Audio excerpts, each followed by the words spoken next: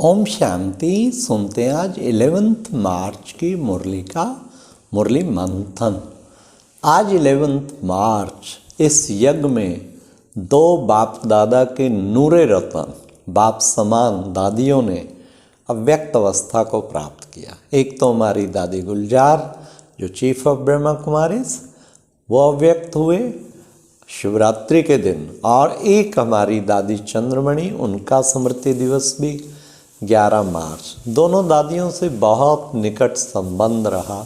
सच पूछे मेरे जीवन को समर्पण कराने वाली दादी चंद्रमणि, और गुलजार दादी से भी बहुत प्रेरणाएं मिली जब जब मिलते रहे। आज आपको बाबा की मुरली का मंथन सुनाते हुए बाबा ने कहा, मुझको, आज का मुरली सॉन्ग था, मुझको सहारा देने वाले ये दिल कहे तेरा शुक्रिया। फिर बाबा ने कहा, देखो बच्चे, सबको सहारा देने वाला कौन है? वो तो एक बाप ही है, उसको पुकारते हैं। फिर बाबा ने कहा, देखो बच्चे, ये जो है तुम बच्चों को दिल से अंदर में आना चाहिए कि वो बाप जो है हमारा बाप भी है, टीचर भी है, तो सतगुरु भी है। कोई भी सत्संग में बच्चे शास्त्री पंडित आदि कोई ना कोई बैठ के सुनाता है, लेकिन ये तो स्वयं भगवान बाप बैठ मनुष्य तन के द्वारा तुम बच्चों को निराकार परमात्मा ईश्वरीय ज्ञान सुनाते हैं। फिर बाबा ने कहा कि देखो बच्चे, तुम 84 जन्म 84 शरीर बदलते बदलते बदलते 5000 वर्ष में अब तुम आत्माएं बाबा के सन्मुख आकर पहुंची हो कि भगवान के सन्मुख बैठे। कितना बच्चों को नशा होना चाहिए। बाबा ने कहा, इन सन्यासियों की भी महिमा की, ये पवित्र रहते हैं तो इन्होंने सारी दुनिया को जल मरने से बचाया है। नहीं तो अगर दुनिया में सारे ही पतित हो जाते तो दुनिया जलकर राख हो जाती। इसलिए बाबा ने आज उनकी भी महिमा की। फिर बाबा ने कहा, तुम ही पूज्य थे, तुम ही गिरते गिरते फिर पुजारी बने, अब फिर बाबा आके तुम्हें पूज्य बनाता है। बाबा ने कहा, बच्चों को सर्विस का औना होना चाहिए, सर्विस में लगना चाहिए। बाबा कहते हैं, बच्चे औरों को रास्ता बताओ, रास्ता बताओ, लेकिन सर्विस कौन कर सकेंगे? जो पवित्र रहेंगे, जो बाप की याद में रहेंगे, वही वास्तव में सर्विस सही कर पाएंगे। तो हमें भी बाबा के साथ कनेक्शन ठीक होगा, तब हम औरों को सही रास्ता, सही पैगाम दे पाएंगे।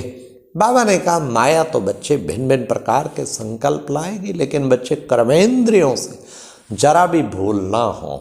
बाबा ने कहा, ये काम विकार सबसे बड़ा दुश्मन है तुम्हारा। क्रोध भी कोई कम नहीं है बच्चे, कई जगह देखा जाता है सन्यासियों में भी क्रोध आ जाता है।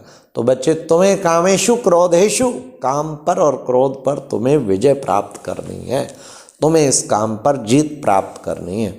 फिर बाबा ने कहा कि बच्चों को हमेशा चलते फिरते उठते बैठते अपने को आत्मा समझ बाप को याद करना है, आत्मा समझना है।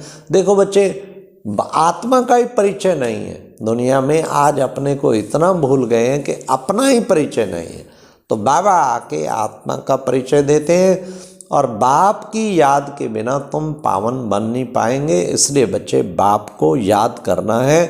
कहते हैं पतित पावन, तो पतितों को आके जरूर उसने पावन बनाया ना। वो बाबा ने कहा, पतित पावन आओ, हे पालन करता। वो पालन करता भी है, तो बाबा ने कहा, मैं पालन करता भी हूँ। फिर बाबा ने आज कहा कि बच्चे, सबसे मुख्य चीज़ बाबा ने बताई, महामूर्ख कौन? बाबा ने कहा, जो बच्चे श्रीमत पर नहीं चलते ना, वो महामूर्ख है। श्रीमत पर चलना बड़ा डिफिकल्ट कईयों के लिए, पर कदम कदम पर पूछ के बाबा की श्रीमत पर चलते रहना चाहिए। किसको दुख देना, ये तो तमोगुण है। बाबा ने कहा, किसी को भी दुख नहीं देना, सबको सुख देना है। आज बाबा ने कहा, सच्चे दिल पर साहिब राजी। तुम बच्चों को सच्चाई पर पूरा रहना है। ऐसे सच्ची आत्माओं को बाबा सहारा भी देता है। फिर बाबा ने आज कहा कि देखो बच्चे, पुराने संस्कार और पुराने संसार, इस दोनों के आकर्षण से मुक्त मरजीवा बनने वाले सच्चे मरजीवा भाव। तो बीज को ही भस्म करो, पुराना संस्कार ही भस्म हो जाए, पुराने संसार भस्म हो जाए।